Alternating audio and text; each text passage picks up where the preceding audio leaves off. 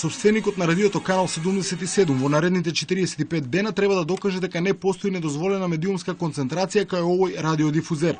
Овој Канал 77 го побара Агенцијата за аудио и аудиовизуелни услуги, која на денешната седница констатираше дека 1/4 од приходите на радиодифузерот доаѓаат од огласување преку медиуми, маркетинг услуги и реклами, која според националната класификација на дејности е неспојива со радиодифузната дејност. Во изминатата година приходите кои што ги има остварено овој радиодифузер преку својот основач за продажба на рекламно време преку маркетинг се значителни, изнесуваат околу 6,5 милиони денари, што представува скоро 25%, односно 30% од неговите вкупни приходи. Станува збор за сериозни приходи кои што ги добил од вршење на оваа дејност, која што е забранета согласно Законот за аудио и аудиовизуелни медиумски услуги на радиодифузер, истовремено се занимава и со маркетинг.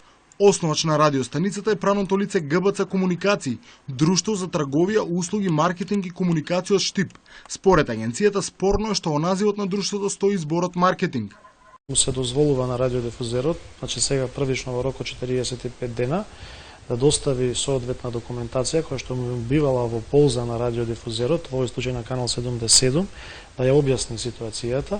Од агенцијата велат дека ако во започнатата постапка навистина се утврди дека имало неправилности, на радиото Канал 77 ќе му се даде рок да ги отстрани. Досега имало вакви случаи се решавале на истиот начин, вели директорот Трајчевски, нагласувајќи дека на ниту еден радиодифузер не му е одземена лиценцата за работа.